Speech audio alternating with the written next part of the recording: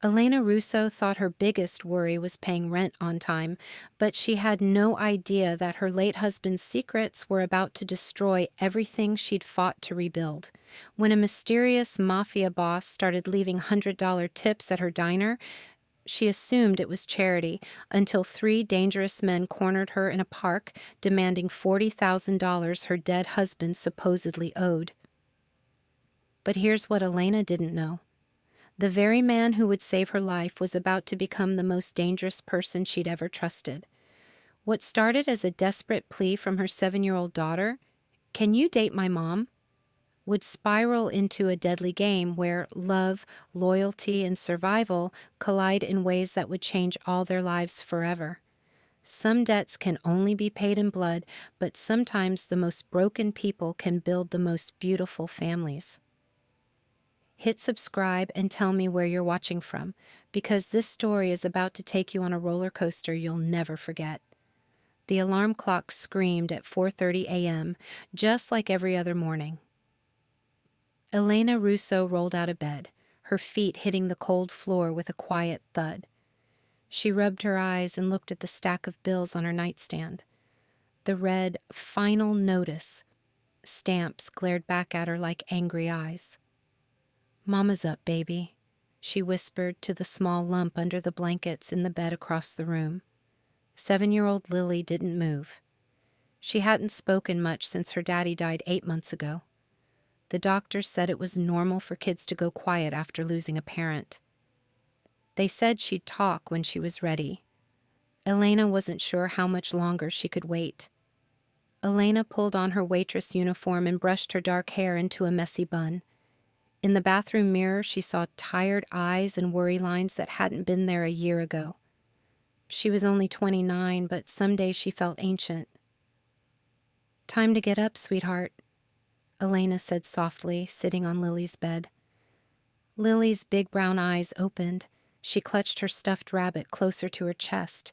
The rabbit used to be white, but now it was gray from being hugged so much.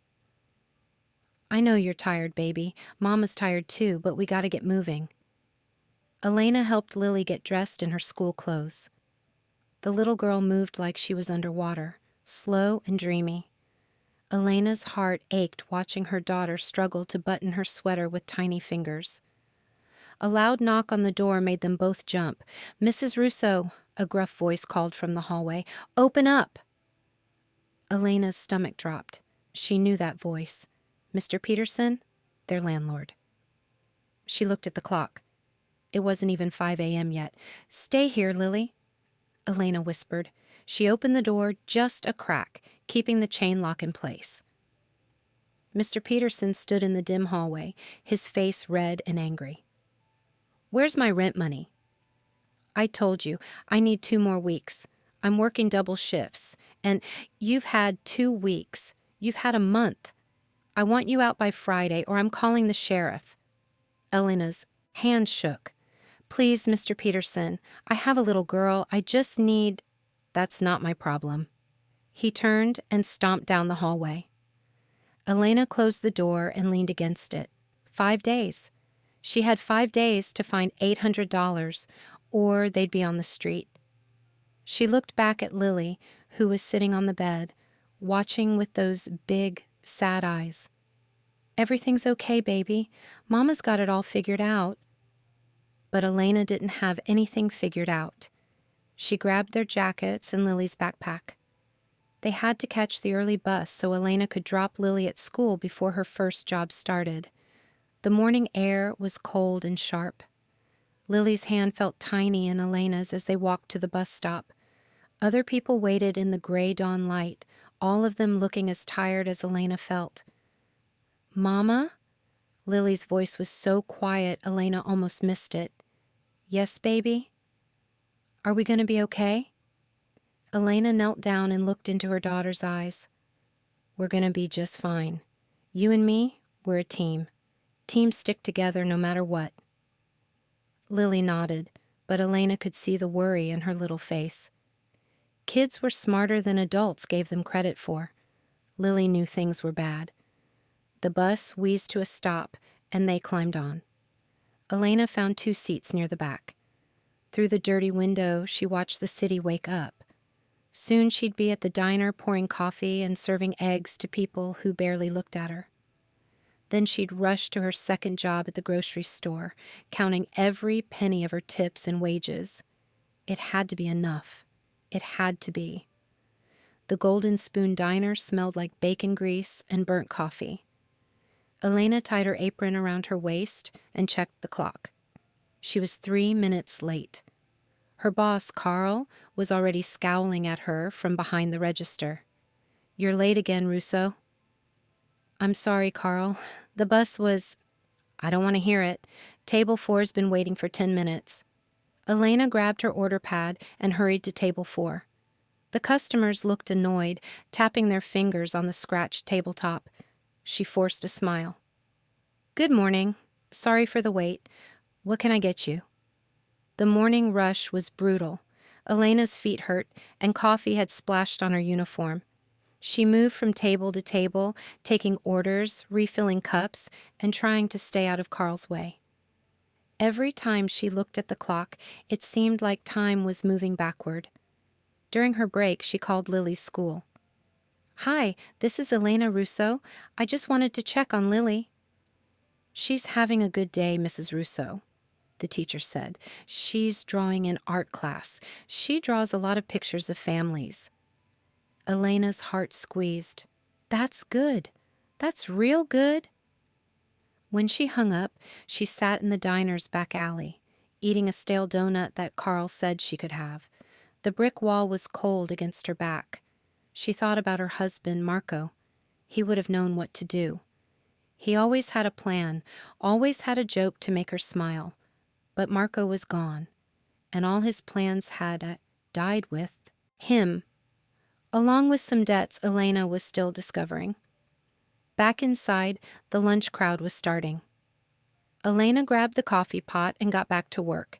She served a businessman who didn't look up from his phone, a couple who argued in whispers, and an elderly lady who left a 50-cent tip on a $12 meal. Then she saw the man in the corner booth. He sat alone, wearing a dark suit that probably cost more than Elena made in a month. His hair was black with just a touch of gray at the temples. He had strong hands and eyes that seemed to see everything. When Elena approached his table, those eyes looked right through her. "What can I get you?" she asked, trying to keep her voice steady. "Just coffee, black." His voice was deep and quiet. Elena poured the coffee, noticing that his hands were perfectly still. Most people fidgeted, tapped their fingers, moved around. This man was like a statue. "You need anything else?" "No, thank you." Elena moved on to other tables, but she felt those dark eyes following her. It made her nervous, like being watched by a teacher during a test. She tried to ignore it, but every time she glanced over, he was still watching. When his coffee cup was empty, Elena went back to refill it. "You work hard," he said suddenly. Elena blinked. "Excuse me?" "You work hard. I can see it." "Oh, well, yes, sir. I do my best." He nodded, like he approved of something. When he left 20 minutes later, Elena found a $100 bill under his coffee cup. Her hand shook as she picked it up. $100 for 1 cup of coffee. Elena looked toward the door, but the man in the dark suit was already gone. She stared at the money, wondering if it was real, wondering who he was and why he'd left so much. Carl walked by and saw the bill in her hand. His eyes went wide. "Holy cow, Elena! What did you do? Save that guy's life?" "I just served him coffee." "Well, whatever you did, keep doing it." Elena folded the bill carefully and put it in her apron pocket. It wasn't enough to solve all her problems, but it was something. For the first time in weeks, she felt like maybe, just maybe, things might work out. She had no idea that across the street, the man in the dark suit sat in a black car, watching the diner through tinted windows.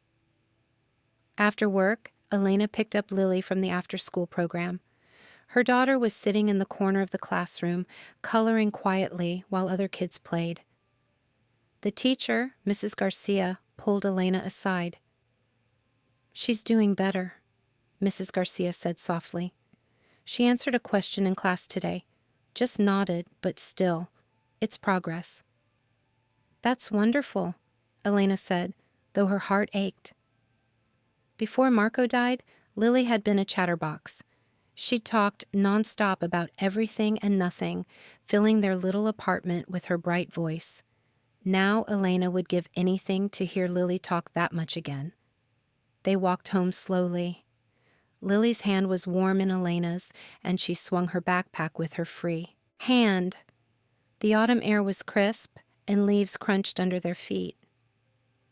"How was school today, baby?" Lily shrugged. "Did you learn anything interesting?" Another shrug. Elena tried not to feel discouraged. The doctor said patience was key. Lily would talk when she was ready. They stopped at the small park near their apartment building. It wasn't much. Just some swings, a slide, and a few benches, but Lily liked to play there before dinner. Elena sat on a bench and watched her daughter climb up the slide ladder. The park was almost empty. An old man fed pigeons near the fountain. A jogger ran past, earbuds in, focused on her workout. And on the bench across from Elena sat the man from the diner. Elena's breath caught. He wasn't looking at her this time. Instead, he stared straight ahead, like he was thinking about something far away. His face looked sad, the kind of deep sadness that lived in your bones. Lily noticed him too. She climbed down from the slide and walked over to him. Elena's heart jumped. "Lily, come back here," Elena called, but her daughter kept walking. Elena hurried after her, but Lily had already reached the man's bench. To Elena's shock, Lily sat down right next to him. The man looked surprised too. He glanced at Lily, then at Elena, who was rushing toward them. "I'm so sorry," Elena said. "Lily, come here. Don't bother the nice man." But Lily didn't move. She sat there looking up at the man with those big brown eyes. "You're sad," Lily said quietly. Elena froze. Those were the first real words Lily had spoken to a stranger in months. The man's face changed. His hard expression softened, just a little. "Yes," he said simply. "I am sad." "Me too," Lily said. They sat in silence for a moment. Elena didn't know what to do. She wanted to grab Lily and run, but something told her to wait. "I lost my daddy," Lily said. "That's why I'm sad." The man nodded. "I lost someone too, my whole family." "That's really sad." "Yes, it is." Elena's eyes filled with tears. This was the most Lily had talked to anyone in months, and it was to a complete stranger. She sat down on the bench next to Lily. "I'm Elena. This is Lily." "Matteo," the man said. His voice was gentle when he talked to Lily, different from how it had been in the diner. "Do you come here a lot?" Elena asked. "Sometimes, when I need to think." Lily swung her legs from the bench. "Mama works real hard. She has 2 jobs."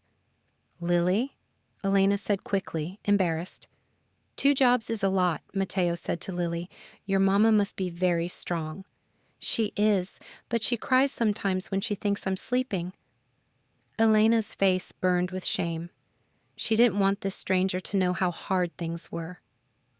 "It's okay to cry," Matteo said. "Even strong people cry." Lily looked up at him with something like wonder. "Do you cry?" "Yes, sometimes." They sat in comfortable silence for a few minutes. The sun was starting to set, painting the sky pink and orange. Elena knew they should go home, but Lily seemed so peaceful sitting there. Finally, Lily turned to Matteo and asked the question that would change everything. "Can you date my mom?" Elena's mouth fell open. "Lily." But Matteo didn't laugh or look uncomfortable. He studied Lily seriously, like she'd asked him an important business question. "Why do you want me to date your mom?" he asked. "Because you're both sad, and maybe if you were together, you wouldn't be sad anymore." Elena felt her face turn red. Lily, that's not how it works. We can't just... I think your daughter is very wise, Matteo said quietly. He looked at Elena with those dark eyes. But these things are complicated. I know, Lily said, but maybe you could try. Mama makes really good spaghetti. This time Matteo did smile. Just a little. I like spaghetti. Elena stood up quickly. We should go. It's getting dark, and Lily has homework. Lily climbed down from the bench. Bye, Matteo. I hope you feel better. Thank you, Lily. I hope you do too. As they walked away, Elena's mind raced. What was wrong with her daughter? You couldn't just ask strange men to date your mother. But underneath the embarrassment, Elena felt something else. For the first time in months, Lily had seemed like her old self. Talkative, caring, hopeful. Maybe meeting Matteo had been good for her, even if it was mortifying for Elena. Behind them, Matteo sat on the bench, watching them leave. His phone buzzed, but he ignored it.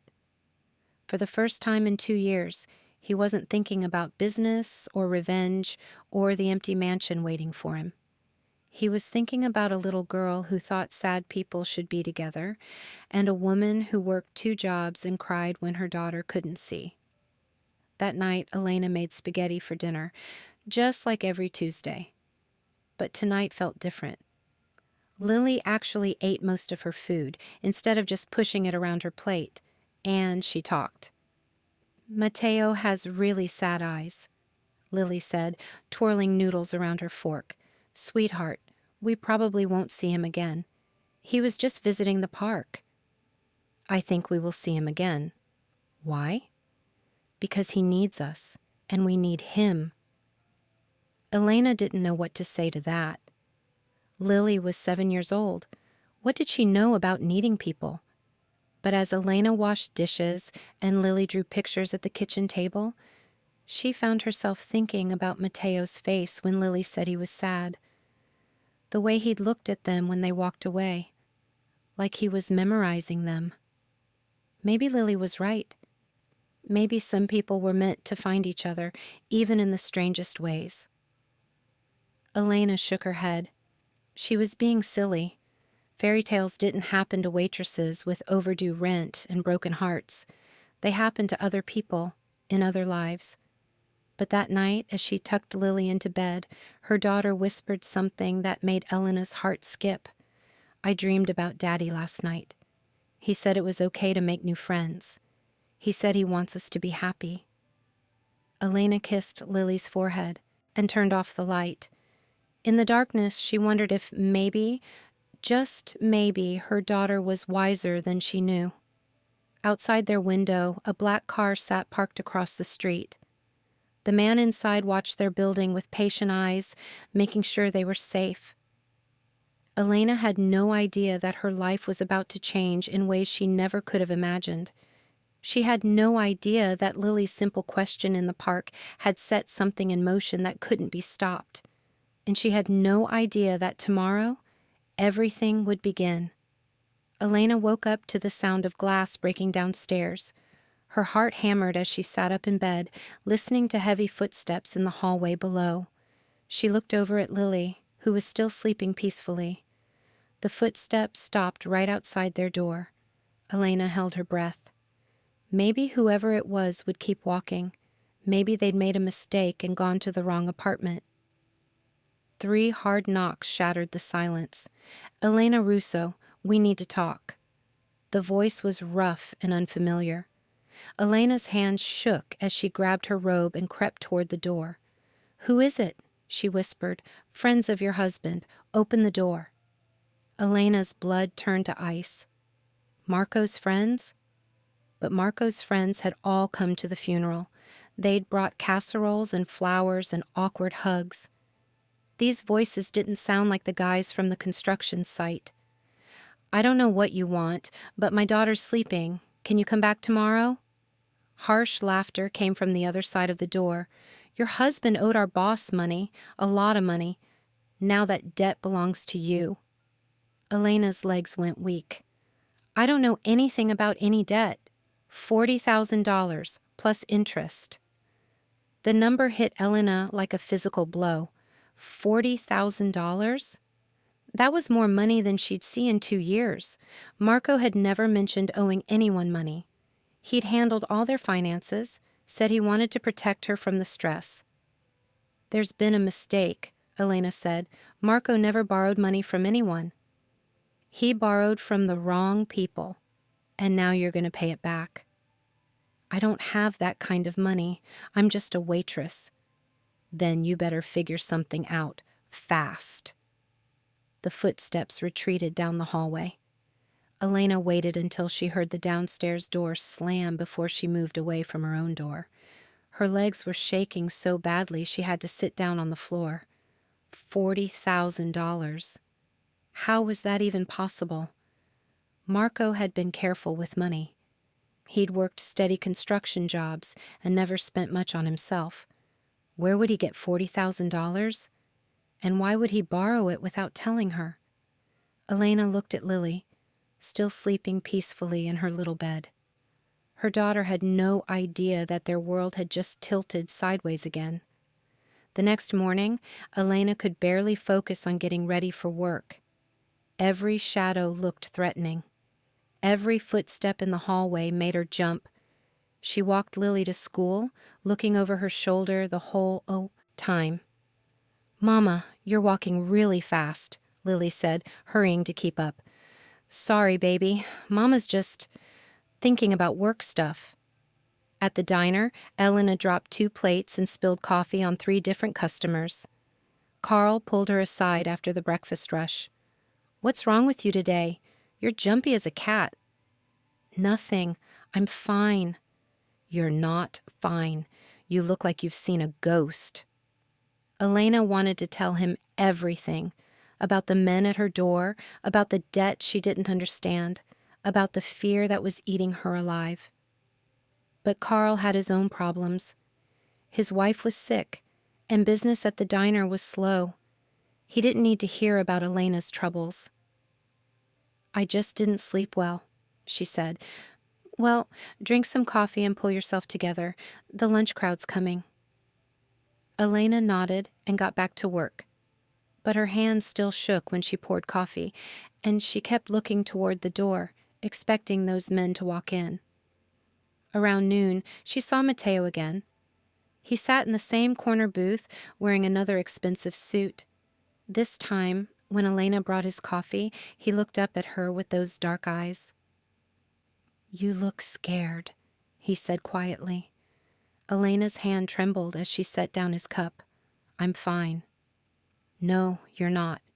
She wanted to argue, but something in his voice stopped her. He wasn't being nosy or pushy. He was just stating a fact, like commenting on the weather. "Sometimes life gets complicated," Elena said carefully. Matteo nodded like he understood. "Complicated problems sometimes need simple solutions." "I don't think my problems have solutions." "Most problems do, if you know the right people." Elena looked around the diner. Carl was arguing with the cook about an order. 2 truckers were laughing loudly at the counter. Everything looked normal, but Elena felt like she was standing on the edge of a cliff. "I should get back to work," she said. "Think about what I said," Matteo told her. "Sometimes help comes from unexpected places." When Elena came back to refill his coffee, she found another $100 bill under his cup. This time, there was also a business card. It was simple and elegant, with just a name and phone number. Matteo Romano. Elena stared at the card for a long time. Who was this man? Why did he keep giving her money? And why did she feel like he was offering her more than just tips? She slipped the card into her apron pocket next to the money. She didn't know if she'd ever use it, but somehow having it made her feel a little less alone. That afternoon, Elena picked up Lily from school and they walked to the park again. Elena told herself it was because Lily liked the swings, but really she was hoping to see Matteo. She had questions, and something told her he might have answers. The park was busier than usual. Kids ran around the playground while their parents sat on benches, talking and watching. Elena pushed Lily on the swings, trying to act normal while scanning the area for Matteo's familiar figure. Is Matteo coming today? Lily asked. I don't know, sweetheart. He might be busy. I hope he comes. I want to show him the picture I drew. Lily had drawn a picture of 3 people holding hands outside a house. A woman, a man, and a little girl. When Elena had asked about it, Lily just said it was her family. Elena didn't have the heart to tell her that families couldn't be drawn into existence. They played for almost an hour before Elena saw him. Matteo walked across the park with the same quiet confidence she'd noticed at the diner. He wore jeans and a dark sweater today, looking more relaxed but no less intimidating. Lily spotted him too. She jumped off the swing and ran toward him. Matteo, you came back! Elena followed more slowly, watching as Matteo's serious face softened when he saw Lily. Hello, Lily. How was school today? Good. I drew you a picture. Lily pulled the folded paper from her jacket pocket. See? It's my family. Matteo studied the drawing carefully. Elena held her breath, waiting for him to ask awkward questions or make uncomfortable comments. Instead, he said, This is beautiful. You're a very good artist. Thank you. Do you want to sit with us? If your mother doesn't mind. Elena found herself nodding. They walked to the same bench where they'd met the day before. Lily sat between them, chattering about her day at school. Elena listened, amazed at how much her daughter was talking. It was like Matteo's presence unlocked something in Lily that had been sleeping. We're learning about families in social studies, Lily said. Mrs. Garcia says families come in all different shapes and sizes. That's true, Matteo said. Some families are born, some are chosen. What do you mean? Sometimes people who aren't related by blood become family because they love and take care of each other. Elena looked at him curiously. There was something in his voice, a sadness that ran deeper than just missing someone who died. Do you have a chosen family? Lily asked. I have friends who are like brothers to me, but I lost my born family a long time ago. That must be really lonely. It is, but maybe that's changing. Elena felt her cheeks warm. Was he talking about them? That was crazy. They barely knew each other. They sat in comfortable silence for a while, watching other kids play. Elena found herself relaxing for the first time all day. There was something about Matteo that made her feel safe, even though she couldn't explain why. Mama's been worried today, Lily said suddenly. Elena's stomach dropped. Lily, some men came to our apartment last night. They scared Mama. Matteo's whole body went still. When he turned to look at Elena, his eyes were sharp and focused. What men? It's nothing, Elena said quickly.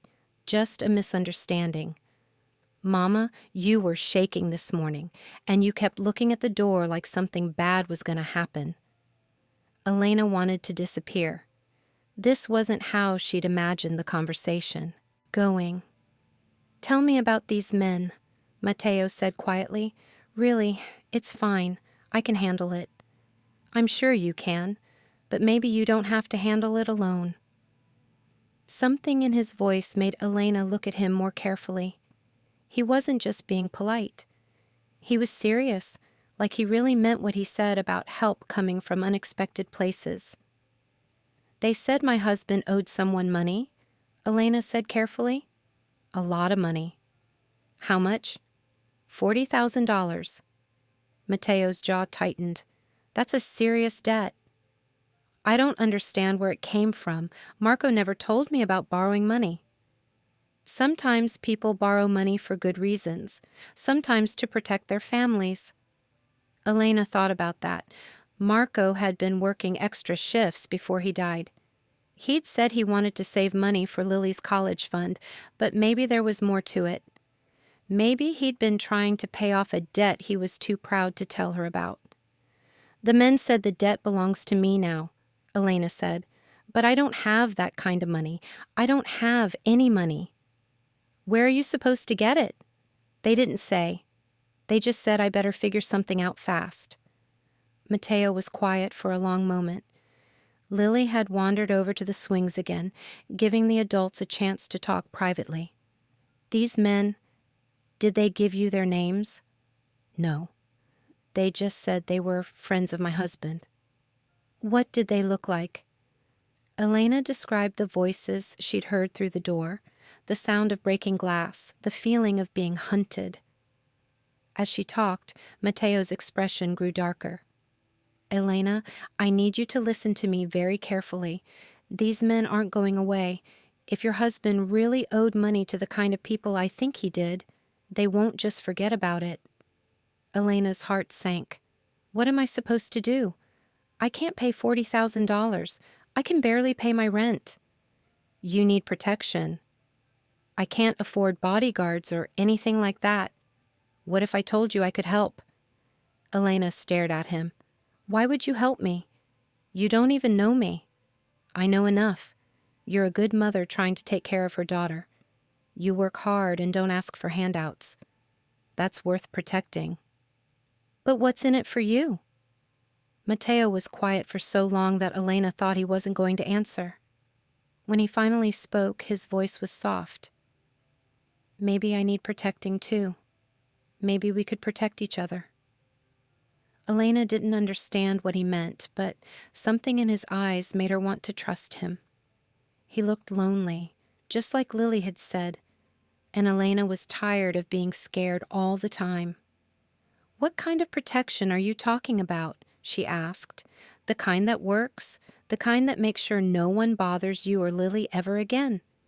And in return, nothing, just company, someone to talk to, someone who understands what it's like to lose everything and start over.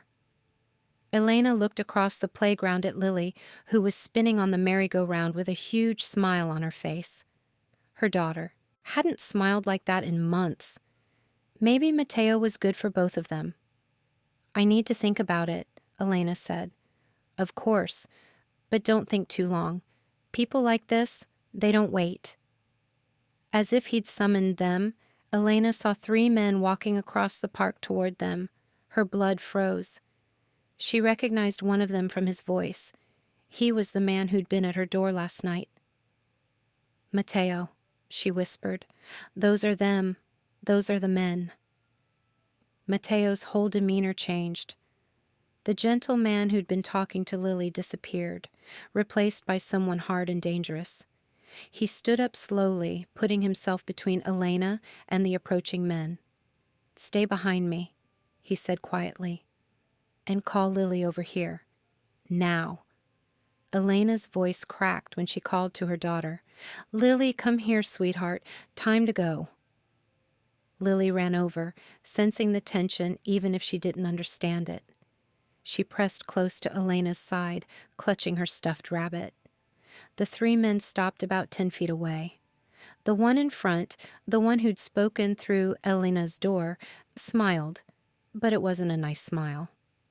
Well, well, look who's made a new friend. Gentlemen, Matteo said calmly, you're in the wrong neighborhood. The man laughed. We're exactly where we need to be. We came to collect what we're owed. The lady doesn't owe you anything. That's not how debts work, friend.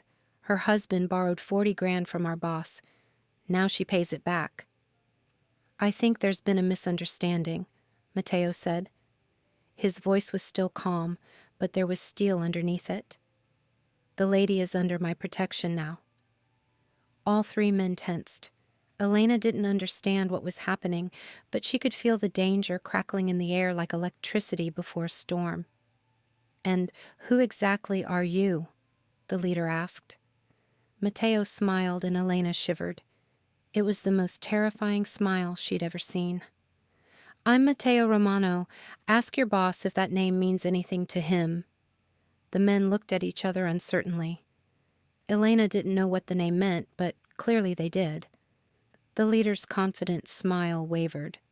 This isn't over, he said finally.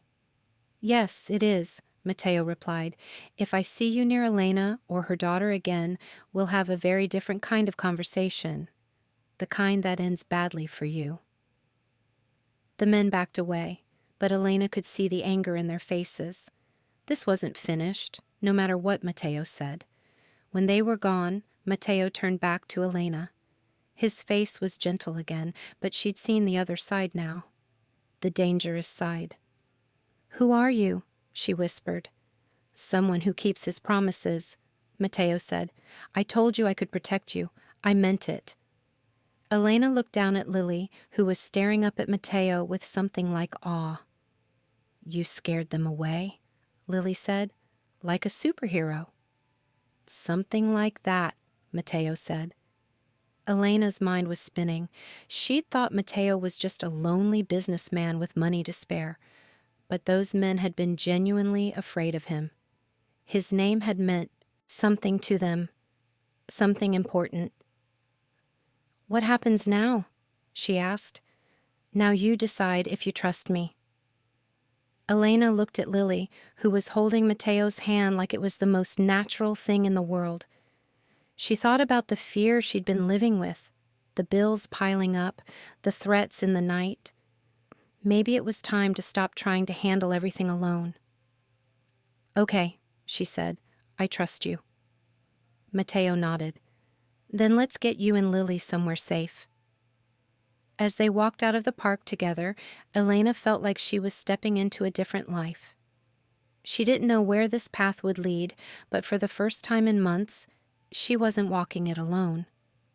Behind them, hidden in the shadows of the trees, one of the men made a phone call. "Yeah, it's me. We got a problem. Romano's involved now." Elena's old life was ending, whether she knew it or not.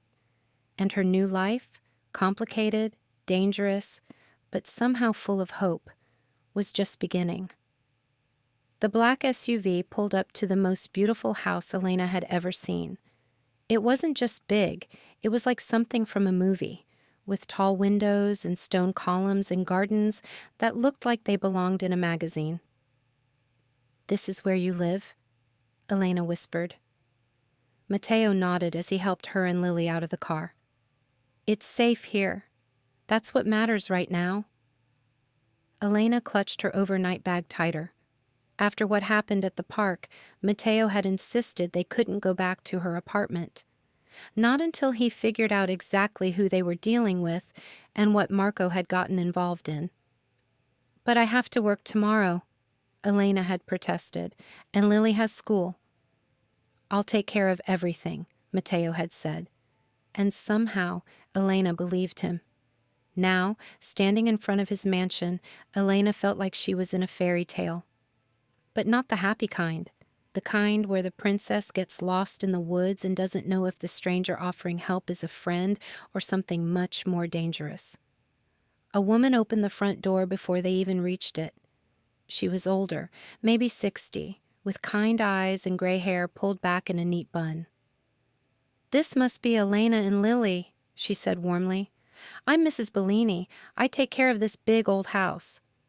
"It's nice to meet you," Elena said, though her voice sounded strange to her own ears.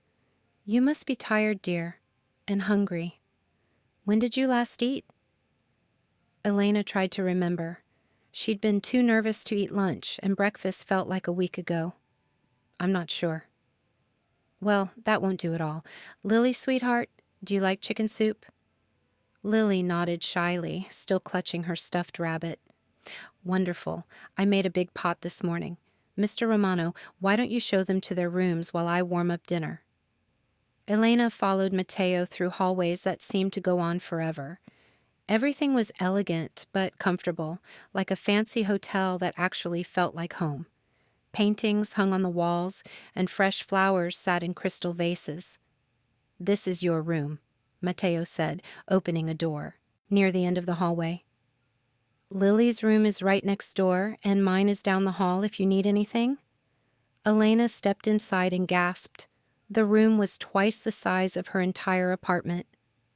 A huge bed sat in the center, covered with soft white blankets. French doors opened onto a balcony that overlooked the gardens. "It's too much," Elena said. "I can't—" "You can," Matteo said quietly, "and you will, because right now, this is the safest place for you and Lily to be." Lily had wandered into her own room and was making happy little sounds. Elena peeked in to see her daughter bouncing on a bed that was almost as big as the one in Elena's room. Toys sat on shelves, and books filled a little bookcase by the window. "You keep toys here?" Elena asked. "I have friends with children who visit sometimes," Matteo explained. "Mrs. Bellini likes to be prepared." But Elena saw something flicker in his eyes when he said it, like he was remembering something painful. Downstairs, Mrs. Bellini had set the dining room table with china plates and silver spoons. Elena felt awkward eating such fancy food in her waitress uniform, but the soup was delicious, and Lily was actually talking. "This is the best soup ever," Lily announced. "Even better than Mama's." "Don't tell your Mama I said so," Mrs. Bellini whispered conspiratorially, "but I've been making this soup for 40 years. I've had lots of practice." Elena smiled. It felt good to see Lily acting like a normal kid again. "Mrs. Bellini used to cook for my family," Matteo said. "Now she takes care of me and pretends I'm not hopeless." "You're not hopeless, dear," Mrs. Bellini said. "You're just stubborn." Elena could see the affection between them. It made Matteo seem more human, less like the intimidating stranger who'd faced down 3 dangerous men without breaking a sweat. After dinner, Mrs. Bellini helped Lily get ready for bed, while Elena and Matteo sat in his study. The room was lined with books and smelled like leather and wood polish. A fire crackled in the fireplace, making everything feel warm and safe. "I need to understand what's happening," Elena said. "Those men at the park, they were scared of you. Really scared. Who are you?" Matteo was quiet for a long moment. He stared into the fire like he was deciding how much to tell her. "I run a family business," he said finally. "What kind of business?" "The kind that requires loyalty and sometimes protection." Elena wasn't stupid. She'd seen enough movies to read between the lines. "You're in the Mafia." It wasn't a question. Matteo nodded slowly. "Are you afraid?" he asked. Elena thought about it. She should be terrified. She should grab Lily and run as far away as possible. But sitting here in this beautiful room, watching the fire dance in the fireplace, she felt safer than she had in months. "I should be," she said, "but I'm not. Not of you." "Why?" "Because of how you are with Lily. Bad people don't have that much patience with children. And Mrs. Bellini loves you. I can tell. People like her don't love bad people." Matteo's expression softened. "You're very trusting for someone who's been through so much." "Maybe I'm just tired of being afraid all the time." "I understand that feeling." Elena looked around the study, at all the books and expensive furniture. "You lost your family. What happened to them?" Matteo's jaw tightened. For a moment, Elena thought he wouldn't answer. "My wife and son were killed 2 years ago," he said finally. "It was meant as a message to me, a way to hurt me where it would do the most damage." Elena's heart broke for him. "I'm so sorry.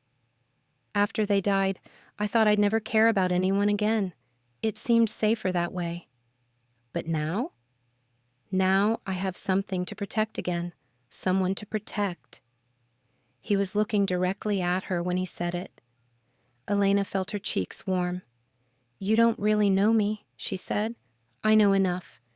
You love your daughter more than anything. You work hard and don't complain. You're brave, even when you're scared. That's enough for me." Elena didn't know what to say to that. No one had ever called her brave before. A soft knock on the door interrupted them. Mrs. Bellini peeked in. "Lily's asking for her mama," she said. "I think she's a little nervous sleeping in a new place." Elena excused herself and went to check on her daughter.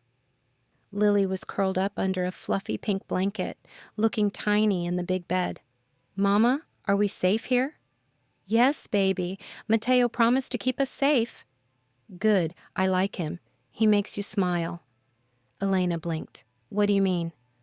"You smiled more today than you have in a really long time, since before Daddy got sick."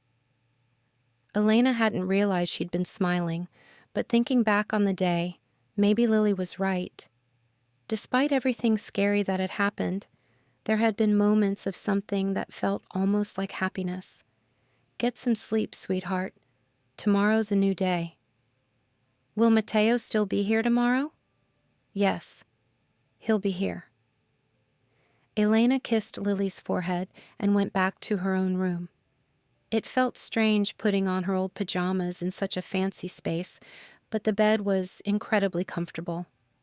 For the first time in months, Elena wasn't lying awake worrying about bills or threats or how she was going to make everything work. Down the hall, Matteo sat in his study long after Elena went to bed. He thought about the way Lily had held his hand at the park, trusting him completely. He thought about Elena's quiet strength and the way she'd stood up for her daughter even when she was terrified. His phone rang, interrupting his thoughts. "Yeah? Boss, it's Gianni. I looked into those guys who approached Elena. They work for Enzo Vallone." Matteo's blood turned to ice.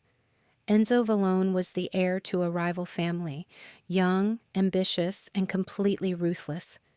If Enzo was involved, this wasn't just about collecting a debt. This was personal.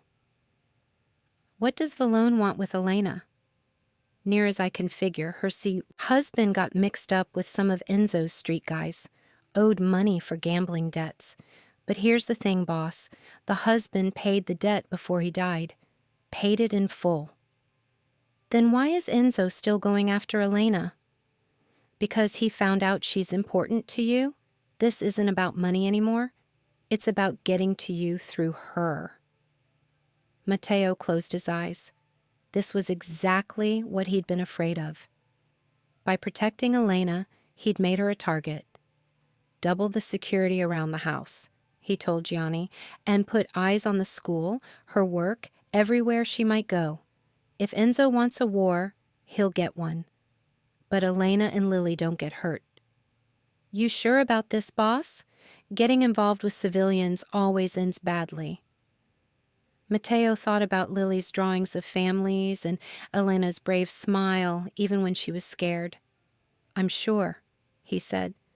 "They're under my protection now. That means something." After he hung up, Matteo walked quietly down the hall and checked on both Elena and Lily. They were both sleeping peacefully, safe and warm in his house. But Matteo knew this was just the beginning. Enzo wouldn't give up easily, and protecting Elena would mean putting his own life on the line. For the first time in 2 years, Matteo thought that might be worth it.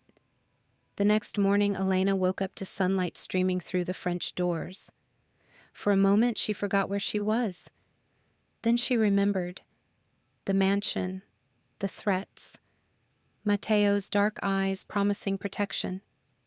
She found Lily in the kitchen with Mrs. Bellini, eating pancakes and chattering about the pictures on the refrigerator. "Are these Matteo's family?" Lily asked, pointing to a photo of a woman and little boy. Mrs. Bellini's face grew sad. "That was his wife, Maria, and his son, Antonio. They died a few years ago." "That's really sad. No wonder he looks so lonely at the park."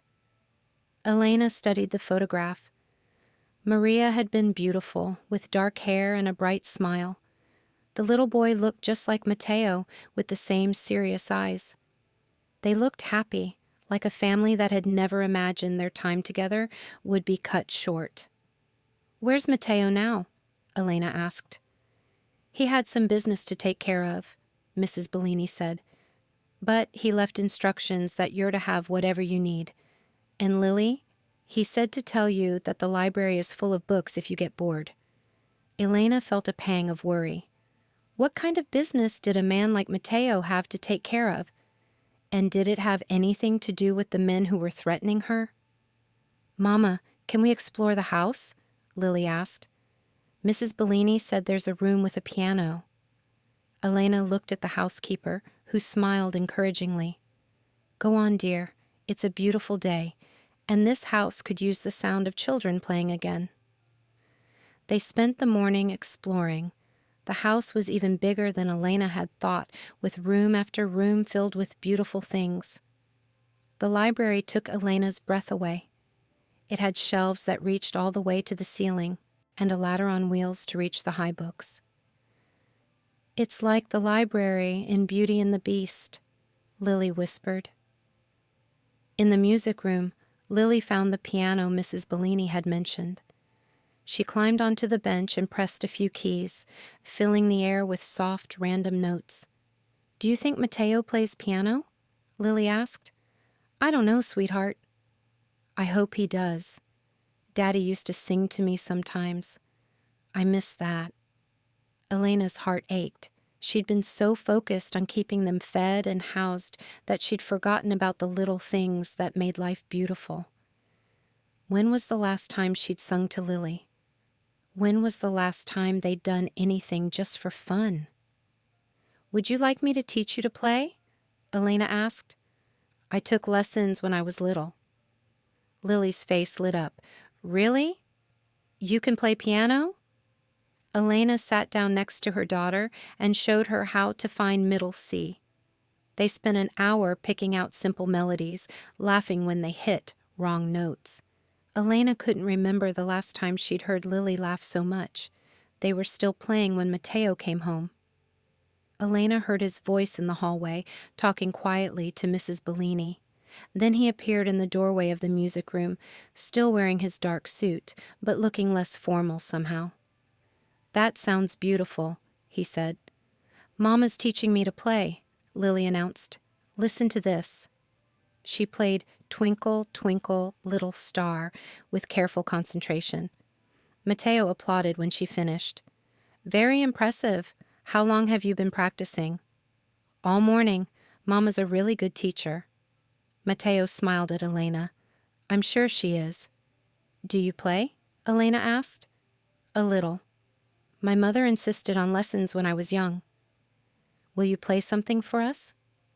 Matteo looked uncertain. "I'm probably very rusty."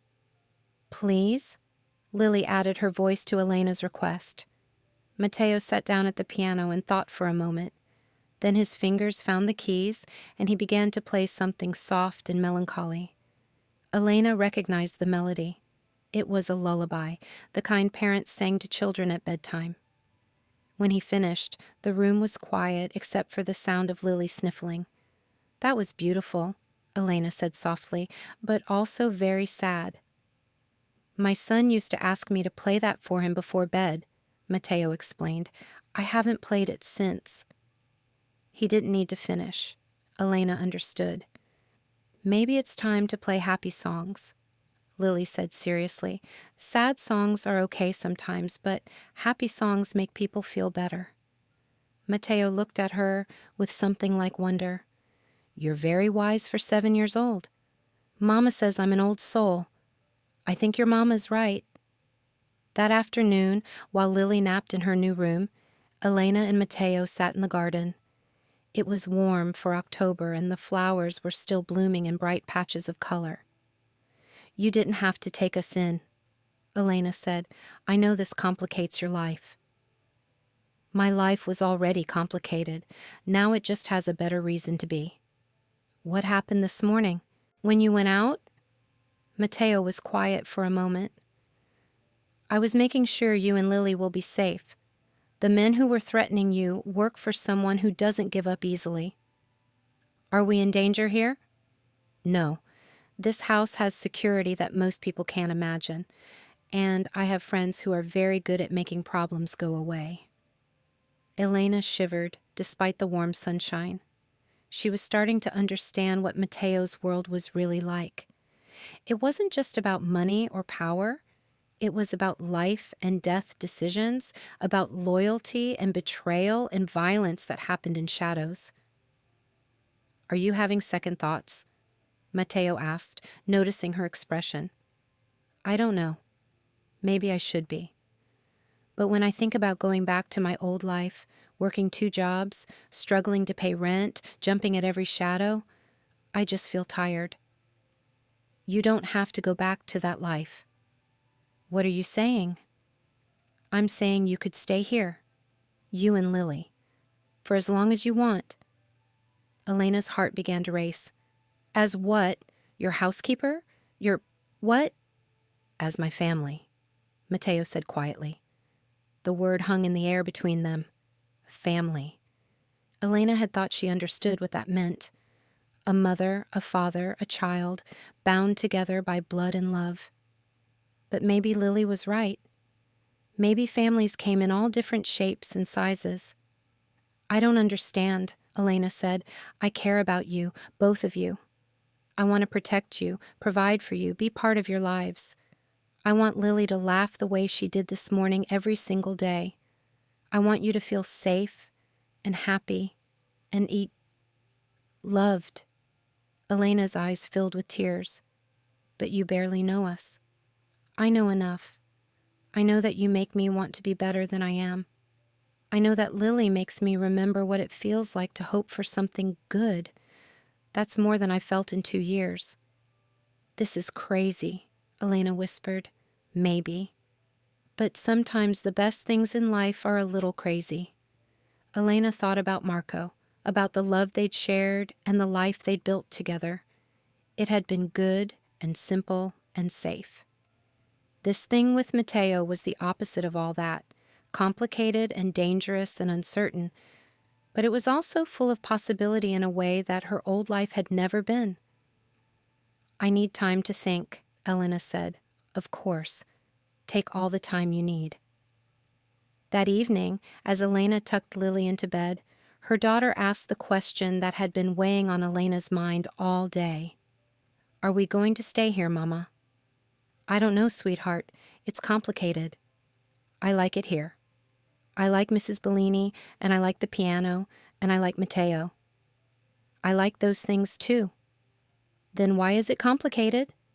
Elena smiled. "Because grown-up decisions usually are. But whatever we decide, we'll decide together, okay? You and me." "Okay. But Mama?" "Yes? I think Daddy would want us to be happy. And I think Matteo makes us happy." Elena kissed her daughter's forehead and went to her own room. From her window, she could see Matteo in the garden, talking quietly on. His phone. Even from a distance, she could tell the conversation was serious. Elena thought about what Lily had said. Did Matteo make them happy? The answer surprised her with its clarity. Yes, he did. But happiness wasn't the only thing that mattered. There was also safety and stability and the question of what kind of life she wanted for her daughter. Elena fell asleep thinking about piano lessons and lullabies, about the way Matteo's eyes softened when he looked at Lily, about the possibility that maybe, just maybe, they really could be a family. She had no idea that 3 miles away, Enzo Vallone was planning something that would force her to make a decision much sooner than she'd expected. Elena woke to the sound of shouting in the hallway. Her heart jumped as she sat up in bed, listening to men's voices and the sound of running footsteps. Through her window, she could see car headlights moving fast down the long driveway. Something was wrong.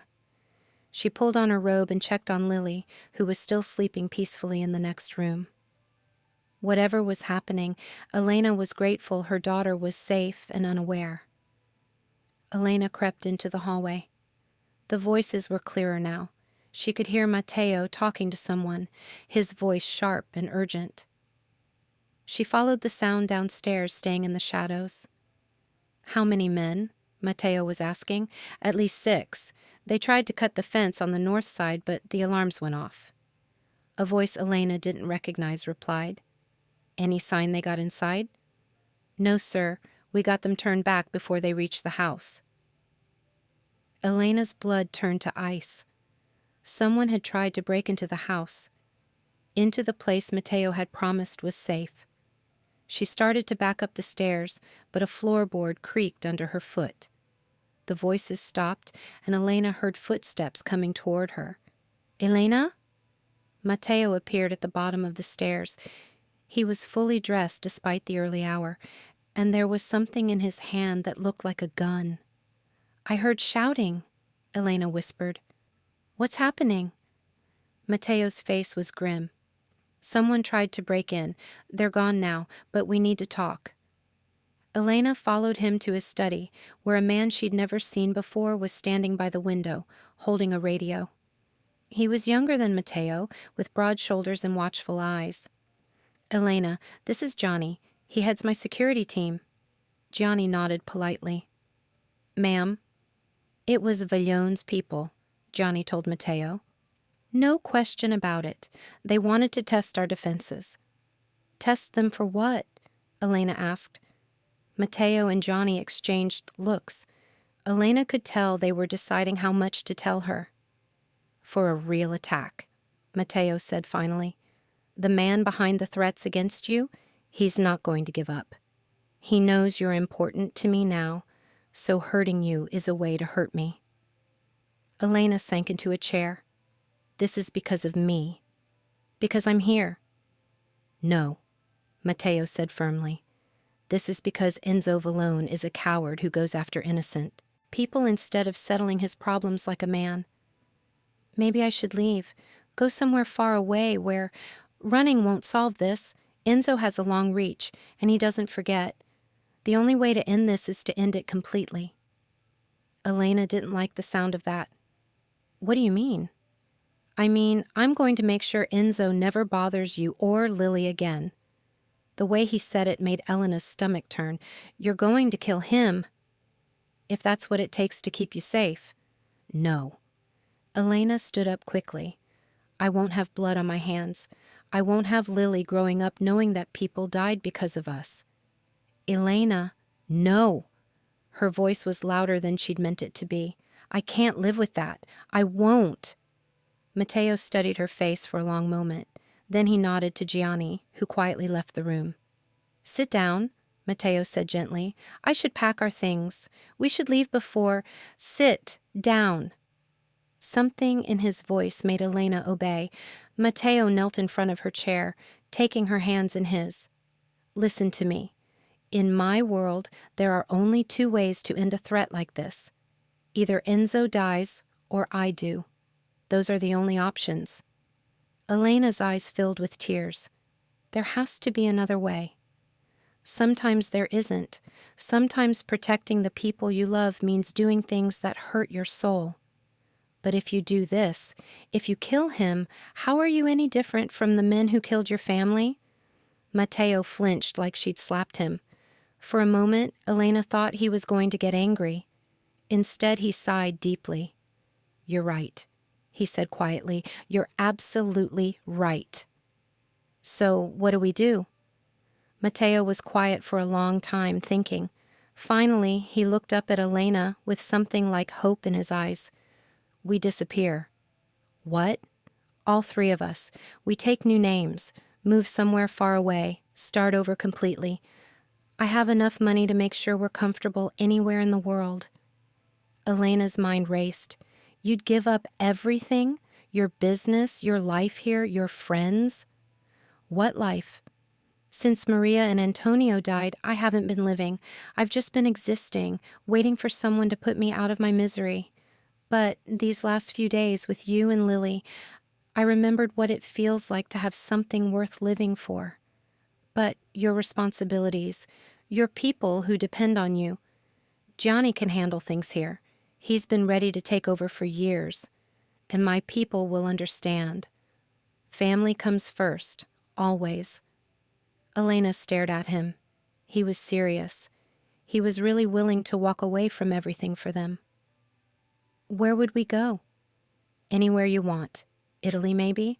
I have a house there that no one knows about.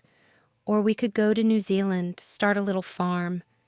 You always wanted to travel, didn't you?" Elena had dreamed of traveling when she was younger, before marriage and motherhood made those dreams seem impossible. Lily would have to leave her school, her friends. She'd make new friends. Kids are adaptable, and she'd be safe. What about us? I mean, what would we be to each other? Matteo's hands tightened on hers. Whatever you want us to be. Husband and wife, if you'll have me, or just partners. People who care about each other and want to build a life together. Elena's heart was beating so fast she could hear it in her ears. 3 months ago, she'd been a struggling waitress with a silent daughter and a pile of bills. Now a man was offering her the world, literally. I need to think, she said. Of course. But Elena, we don't have much time. Every minute we stay here, we're all in more danger. Elena nodded and went back upstairs. She sat by Lily's bed, watching her daughter sleep. Lily looked so peaceful, so innocent. She had no idea that her life was about to change again, possibly forever. At dawn, Elena made her decision. She found Matteo in the kitchen, drinking coffee and staring out at the garden. Mrs. Bellini was making breakfast, humming quietly to herself. I want to talk to Lily first, Elena said. Explain what's happening and let her help decide. Matteo nodded. That's fair. An hour later, the three of them sat in the garden while Mrs. Bellini kept watch from the kitchen window. Elena had explained everything as simply as she could, that there were bad people who wanted to hurt them, that they might need to go far away to be safe, that it would mean leaving everything they knew behind. Lily listened carefully, asking smart questions and thinking about each answer. Would we all go together? Lily asked finally. Yes, Matteo said. If your mother agrees, we'd be a family, a real family. And we'd be safe? I promise you'd be safe. Lily looked back and forth between Elena and Matteo. Would you be happy, Mama? Elena considered the question seriously. Would she be happy? She thought about the fear she'd been living with, the constant struggle to make ends meet, the loneliness that had become her constant companion. Then she thought about the way Matteo looked at her, like she was precious, the way he listened to Lily's stories with genuine interest, the way he'd been willing to give up everything for them. Yes, Elena said, I think I would be very happy. Then I want to go, Lily said decisively, as long as we're all together. Elena looked at Matteo, who was watching them both with an expression of amazement, like he couldn't quite believe this was really happening. Okay, Elena said, let's do it. The next few hours passed in a blur of activity. Matteo made phone calls in rapid Italian while Johnny coordinated with his security team. Mrs. Bellini helped Elena pack, insisting she take some of the beautiful clothes from the closet in her room. You'll need these for your new life, dear, Mrs. Bellini said, folding a soft blue dress into the suitcase. What about you? Elena asked. Will you be okay here? Oh, don't worry about me. I've been taking care of myself longer than you've been alive. Besides, Mr. Gianni will need someone to keep him in line. Elena hugged the older woman tightly. Thank you for everything, for making us feel welcome, for taking care of Lily. It was my pleasure, dear. You brought life back to this house. You reminded us all what we were fighting for. That afternoon, a small airplane waited at a private airport outside the city. Elena had never been on a plane before, and her hand shook as she buckled her seatbelt. Lily, on the other hand, was excited about everything. The plane, the adventure, the idea of seeing new places. Where are we going first? Lily asked as the plane taxied down the runway. Italy, Matteo said, to a little town called Portofino. It's on the coast, and the water is the most beautiful blue you've ever seen. Will there be other kids to play with? Lots of kids, and you'll learn to speak Italian. Can I learn to cook Italian food? I'll teach you myself, Matteo promised. Elena watched them talk, her heart full of something that felt like joy. For the first time since Marco died, She felt like the future held possibilities instead of just problems.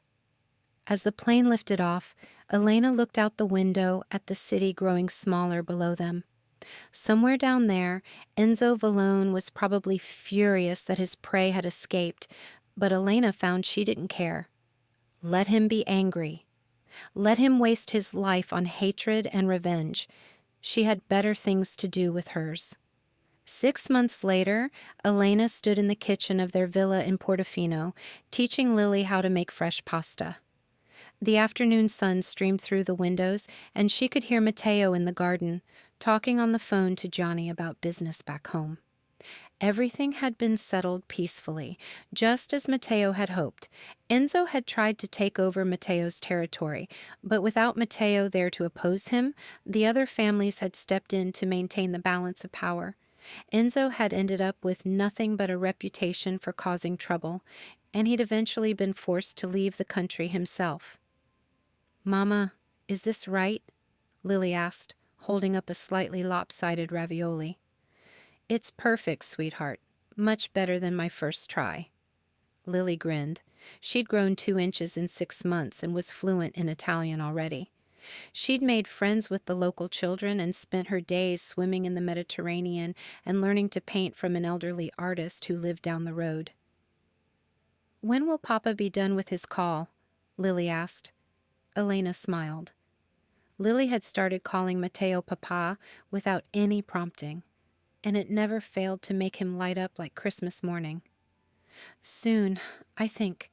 He promised to help us cook dinner tonight." It had taken Elena a few weeks to get used to calling Matteo her husband, but now it felt as natural as breathing. They'd been married in a small ceremony in the village church, with Mrs. Bellini as their only guest. She'd flown in specially for the wedding and had cried through the entire ceremony. Elena heard Matteo's footsteps on the kitchen tiles and turned to greet him. He wrapped his arms around her waist and kissed the top of her head. "How are my girls?" "We're making dinner," Lily announced proudly, "ravioli with spinach and ricotta." "My favorite," Matteo said seriously. "Did you save some for me to help with?" "Of course. Mama said you promised." "I always keep my promises to you." Elena leaned back against Matteo's chest, watching their daughter carefully shape pasta dough. Their daughter, because that's what Lily was now, theirs together. "Any news from home?" Elena asked quietly. "Johnny says everything's peaceful, the businesses are doing well, and everyone sends their love." "Do you miss it?" Matteo considered the question. "Sometimes I miss the people, but I don't miss the life. This is better. This is real." That evening, they ate dinner on the terrace overlooking the harbor. Fishing boats bobbed in the water, and the sound of laughter drifted up from the restaurants along the shore. Lily chattered about her painting lesson, while Matteo served wine, and Elena watched the sun set over the water. Later, after Lily was asleep, Elena and Matteo walked along the beach. The moon was full, turning the waves silver as they lapped against the shore. "Do you ever think about what would have happened if we hadn't met?" Elena asked. "Every day," Matteo said, "and every day I'm grateful we did." "Even though it meant giving up everything?" "I didn't give up everything. I traded one life for a better one. A life with purpose and love and hope." Elena stopped walking and turned to face him. Even after 6 months, she sometimes couldn't believe this was really her life, that this man who could have had anything or anyone had chosen them. "I love you," she said. "I love you too, both of you, more than I thought it was possible to love anyone." As they kissed under the Italian moon, Elena thought about the long journey that had brought them here. The fear and uncertainty, the difficult choices and unexpected courage. It hadn't been easy, but it had led them to this moment, this place, this life they'd built together. In the distance, church bells chimed midnight, welcoming a new day. Elena smiled against Matteo's lips, thinking about all the new days stretching ahead of them. Days filled with laughter and pasta making and swimming lessons.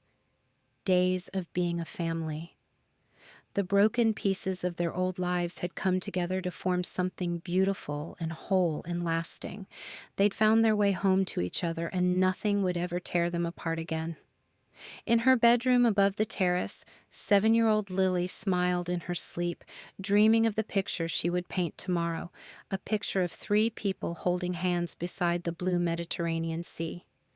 A picture of her family, complete at last.